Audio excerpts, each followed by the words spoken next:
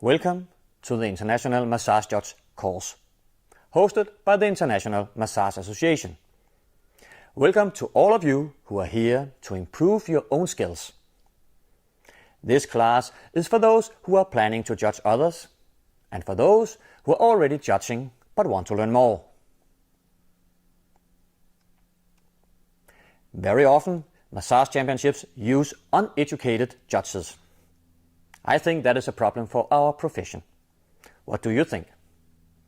The problem is that the person may be a well-skilled massage therapist, but that is not the same as being a good judge. There are very few opportunities to learn how to judge massage. It is therefore important for the International Massage Association to create an opportunity to become a licensed professional judge. This must be done with as high quality as possible, so the level of championship judges rises and hereby the quality of the different championships. It will be good for all massage therapists, championships, and for our profession as well.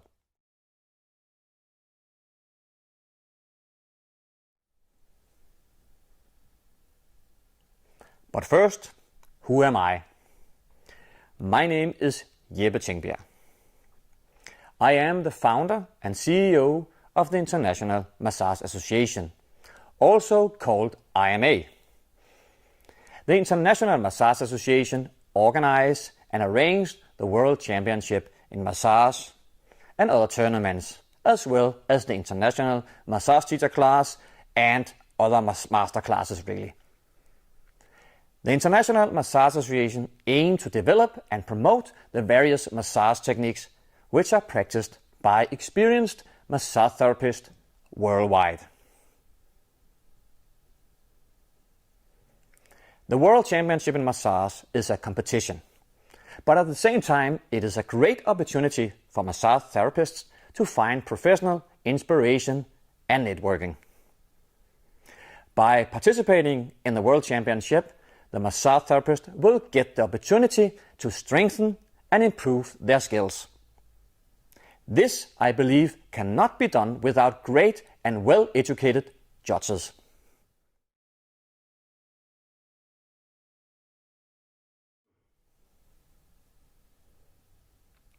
On a daily basis, I own a massage school in Denmark. We teach in many methods: Swedish massage, sports massage, Thai massage, hot stone massage, cupping massage, bamboo massage, etc. We also educate therapists in acupuncture and reflexology. The purpose of the IMA International Massage Judge course is to educate the future judges so they can be good ambassadors for the various massage championships which are held all around the world. IMA's International Massage Judge course is an opportunity to become professional, inspiration, and to expand one's network. By participating in this International Massage Judge course, you will get the opportunity to strengthen and improve your skills. A diploma will be issued for each judge, enabling you to brand yourself in a new way.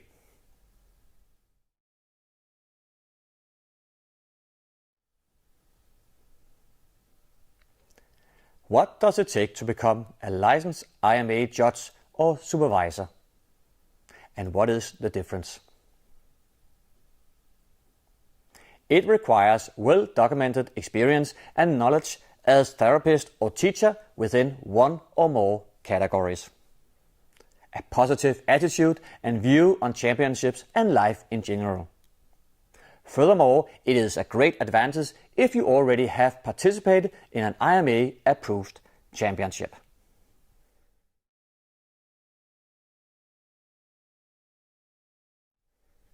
Massage Championships.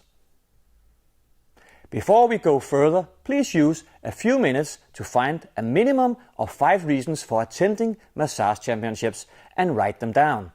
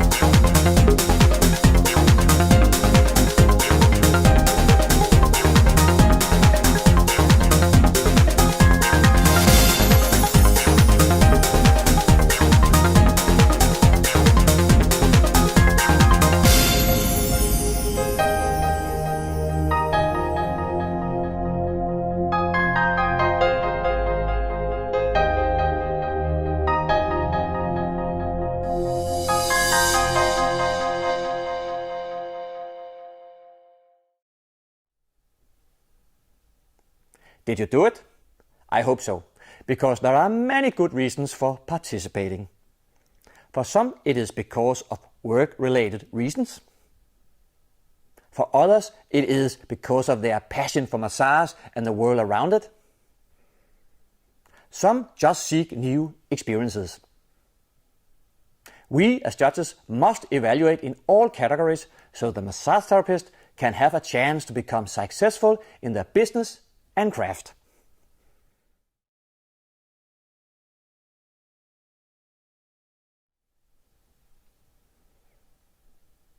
What makes a good championship? The holder of an IMA-approved championship license is required to create a sense of community, a tight organization, a guarantee of fairness in judging by using well-educated judges, an environment where quality massage is recognized based on precise criteria. This could be using IMA criteria sheets, a final with finalists being credible and highly qualified therapists, categories which make sense and with clear explanations what they include, transparency on rules and regulations.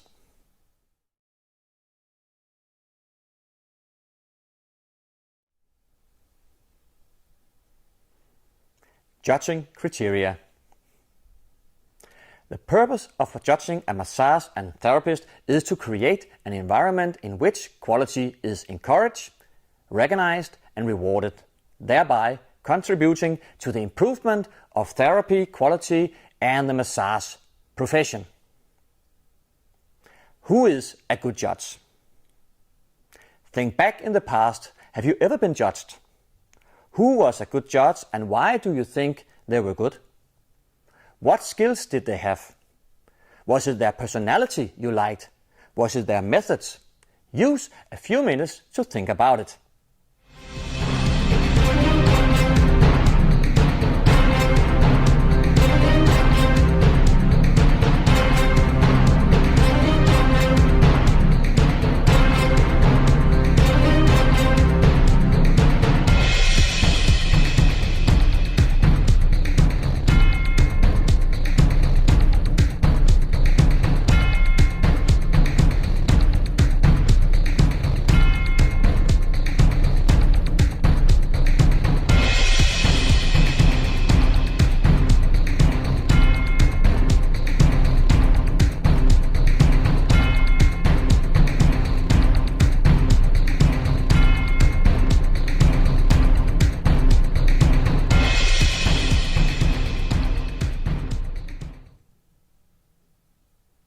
Here is what we at the IMA think a good judge is. The good judge is self-confident. Everything the good judge does, he or she does for the sake of the participants. The good judge is empathic. The good judge is skilled within his or her methods of massage and anatomy and is aware of his or her own strengths and weaknesses. The good judge inspires others.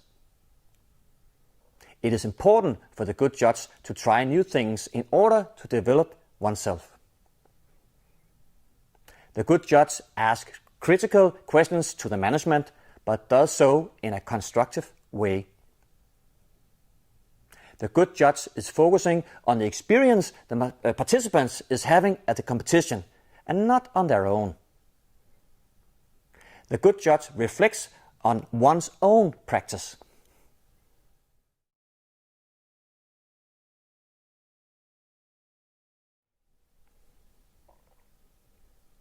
How does the good judge work in order to be successful? I have made a list. I will show you here.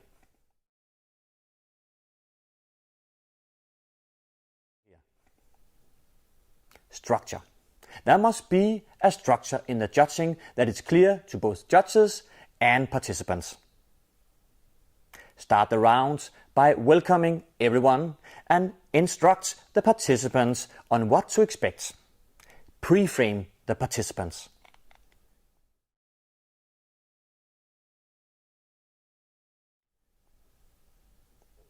Use of time.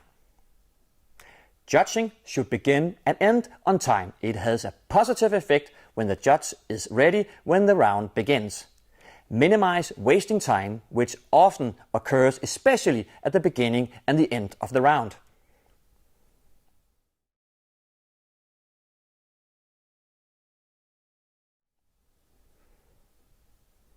Motivate your therapists. Create an open-minded environment and culture in the room where the participants are free to ask questions and motivated to participate. It is very important for the judge to be open-minded and encourage the participants to a positive communication. Consider how you react if a participant bursts out an improper or offensive statement. Do you react with the same aggressiveness, or do you keep your focus, explain the situation and move on?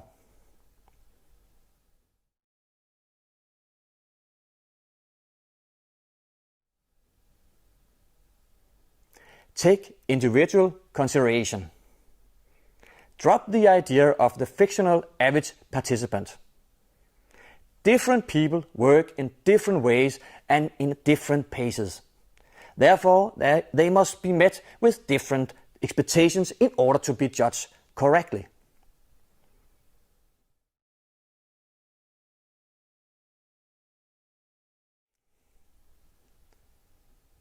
Physical surroundings. The physical surroundings and aesthetics are important to the environment of the workroom. Consider if everything is properly arranged. If not, fix it.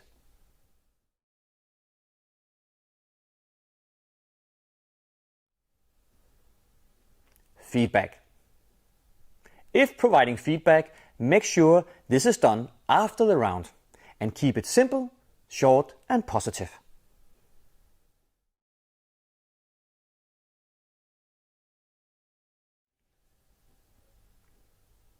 Treatment evaluation. Before we as judges and supervisors evaluate participants and their physical treatments, we should evaluate how they receive their clients. We should evaluate the setup of their workspace, their uniform, their hygiene, and their general information about their treatments and what to expect from them, as well as their overall service during the treatment.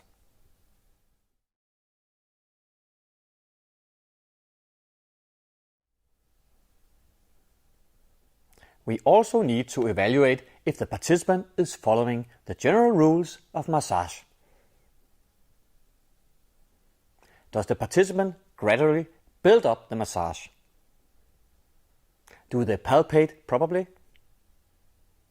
Palpation by touching an organ or part of the body, usually for diagnostic purpose, this is performed by all manual bodyworkers. massage therapist, acupuncture therapist, and reflexologist. It is a specialized skill consisting of locating a structure, recognize the problem,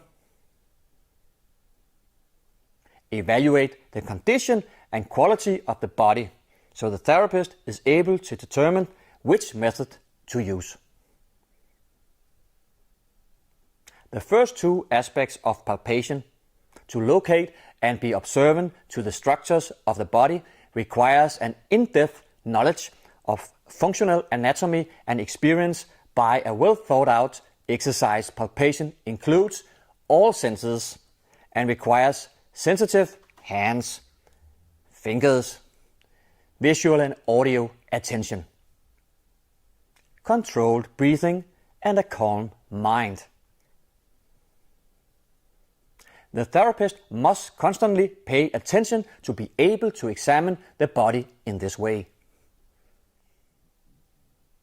Does the massage therapist know the three principles of palpation? 1. Proceed at a slow pace. 2. Avoid unnecessary pressure. You gain more from less. 3. Focus your attention on what you feel. In other words, be present. Does the participant massage the whole muscle or the entire muscle group? Does the participant consider the duration of the warm-up? Does the participant avoid inducing pain from deep pressure? You now have to read up on the category, content, and descriptions.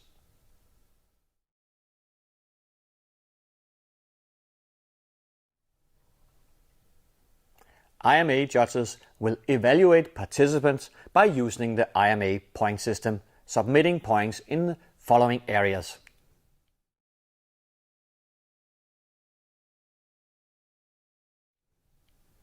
Techniques.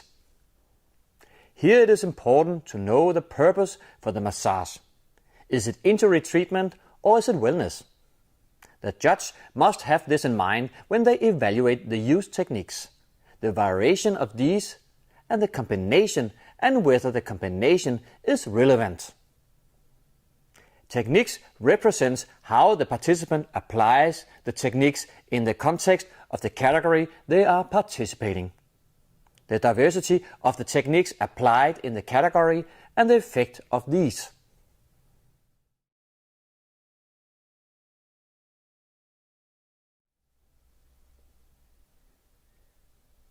Ergonomics. Regarding the right ergonomic, here it is important to look at whether the participant adjusts the massage table, how his or her bodywork, power transmission is done.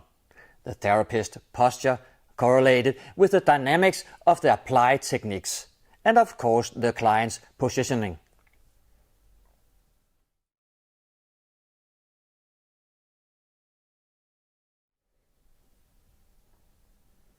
In general, flow represents the rhythm and the flow of the techniques applied by the therapist, ensuring the relaxation of the client through slow pace with wide movements and low intensity. Slow pace with wide movements and moderate intensity.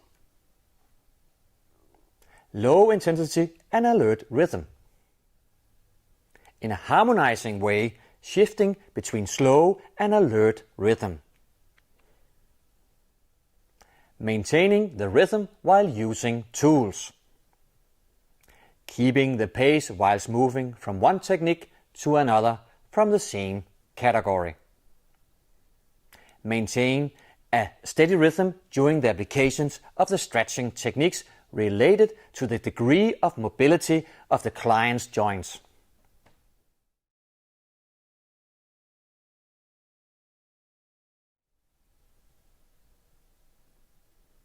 Innovation. Innovation is sometimes important. especially if the therapist needs to adjust his or her own power or size to the receiver. Does the participant come up with useful solutions in order to adapt to the client? This can be done by development of new moves and grips or with a new style combination.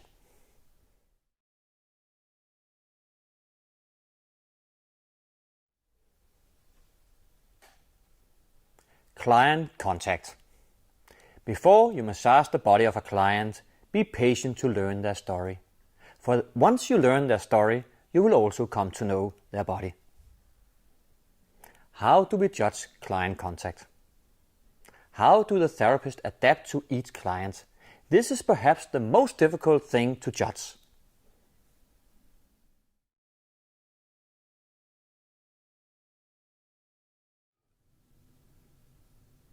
Technique versus client.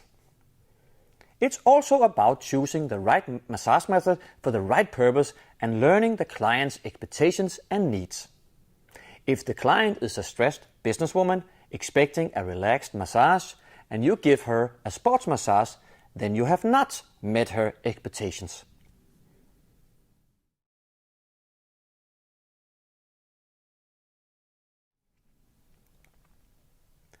Pressure and depth versus client. Adapting the pressure to the receiver is a must. Always be aware how the client reacts to the pressure during the massage and see if the therapist adjusts. Therapist workwear and tools can also be difficult to use in a massage treatment in order to maintain the right pressure. Therefore, be extra aware when the therapists are using tools.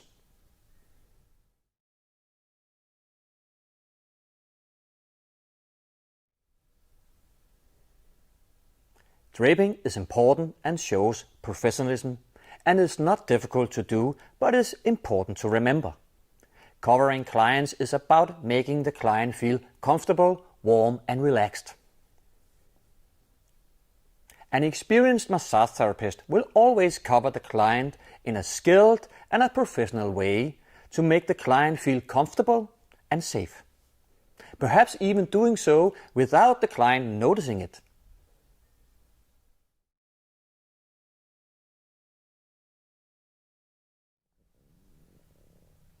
How to give feedback. I recommend you use the burger model. Use praise and criticism.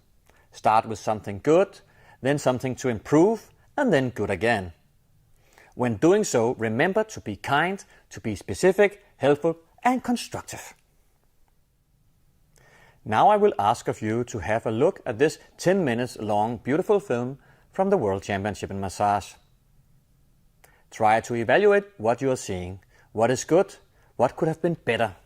What do you miss and what else comes to mind?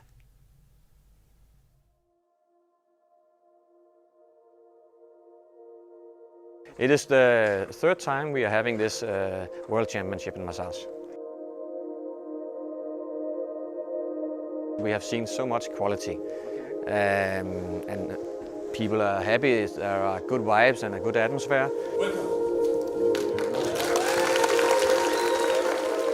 We are having 200 participants from 42 different countries, and it's still growing.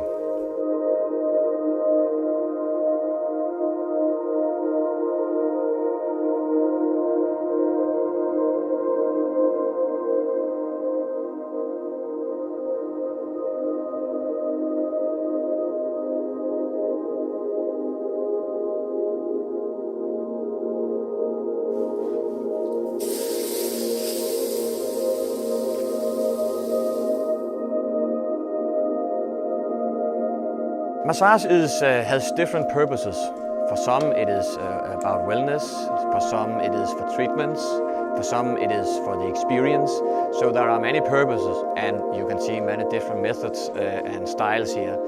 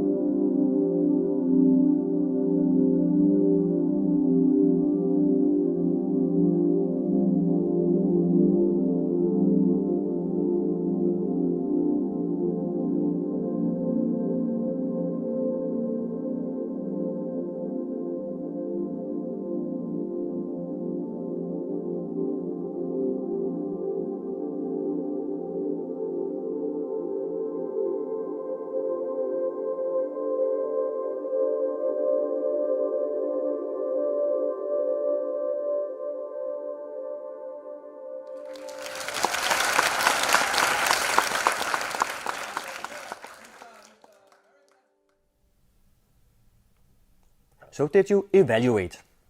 Did it make you think? I believe so.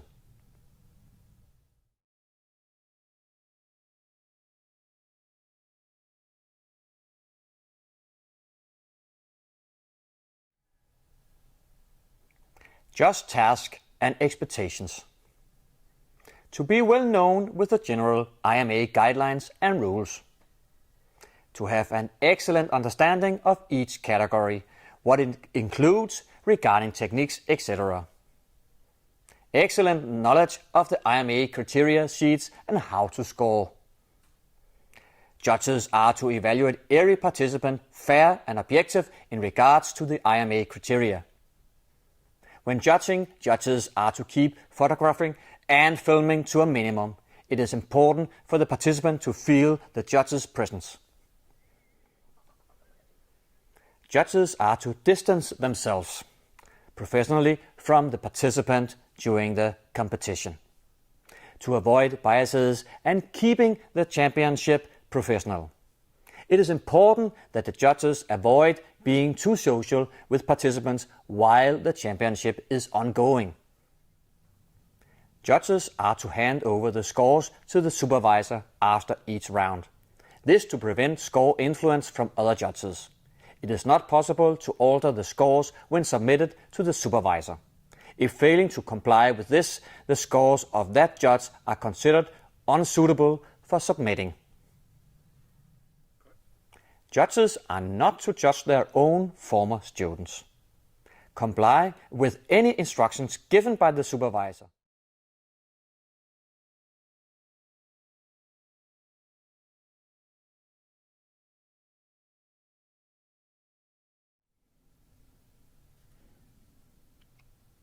Supervisor task and expectations.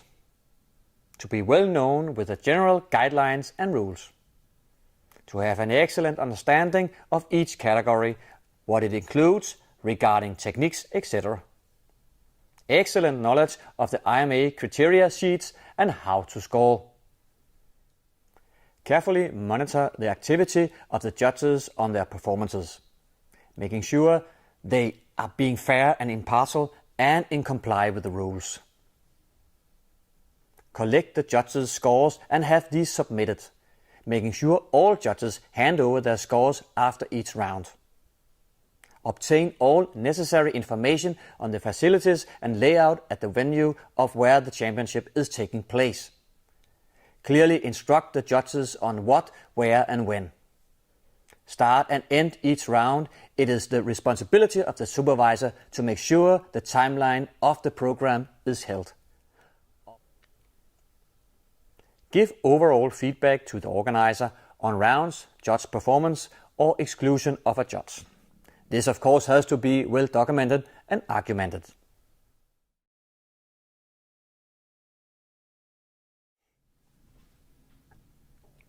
How to lose the judge or supervisor license. Not being able to judge impartially, favorizing one or more participants. Repeatedly failing to comply with the supervisor guidelines or instructions. Negative or deconstructive comments or attitude towards participant, judges, supervisors, organizers or sponsors. Having an overall negative public image of the profession in any way. Breaking any of the IMA rules. You now have to read up on the category, content and descriptions. Now you have to watch these films and evaluate them accordingly.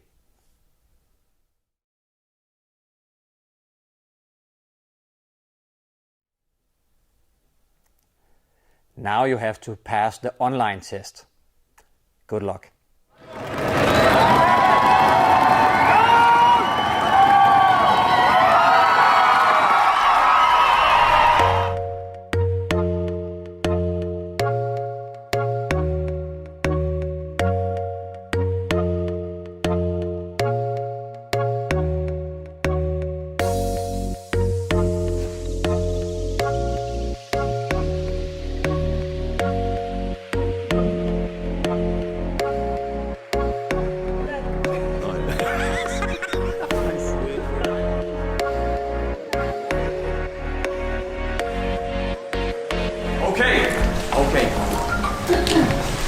Welcome.